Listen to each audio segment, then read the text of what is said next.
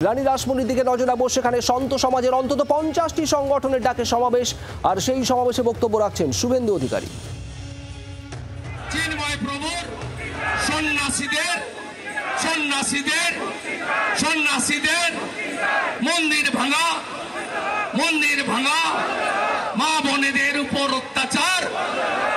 বাংলাদেশের হিন্দু তুমি লড়াই করো, দুনিয়ার হিন্দু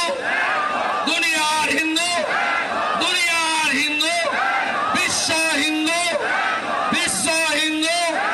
আগামীকাল সূর্য দিবস হবে, সর্বত্র মিছিল হবে, ভগবান রামের আরাধনা হবে, রাম মন্দির স্মরণ করবেন। কালকে বিতর্কিত ধাঁচা যে কর সেবকরা গুড়িয়ে দিয়েছিল তাদের লাখো প্রণাম করে শরৎ কোটারি, রাম কোটারি, অমর রায়, কর সেবকলা প্রণাম, শরৎ কোটারি, অমর রায়, রাম কোটারি, অমর রায়, জয় শ্রীরাম।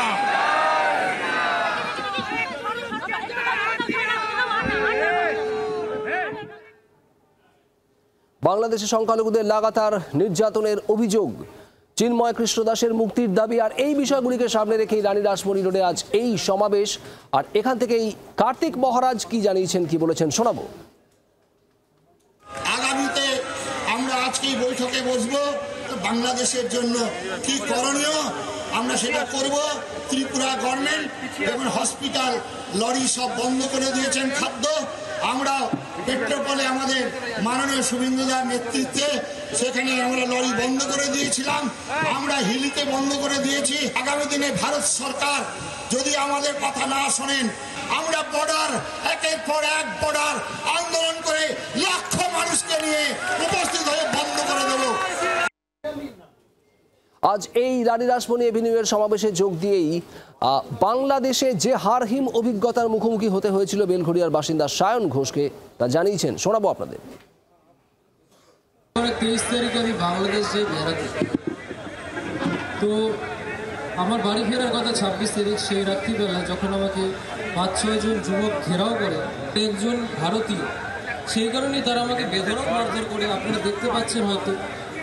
এবং আমার যে বন্ধু ছিল সে যখন আমাকে বাঁচাতে আসে, তাকেও তারা প্রচণ্ড পরিমাণে মারধর করে, আর তার পরিবারকে মারাত্মকভাবে হুমকি শাসানের মুখে রাখা হয়। এখনও অবধি তাকে শাসিয়ে যাওয়া হচ্ছে, আমি খবর পেয়েছি। এবং যখন আমি প্রশাসনের কাছেও যাই, তারা আমাকে এই জন্যই একমাত্র সাহায্য করলো না যে আমি ইন্ডিয়ান। বাংলার আওয়াজ, বাঙালির আবেগ, জি 24 ঘন্টা।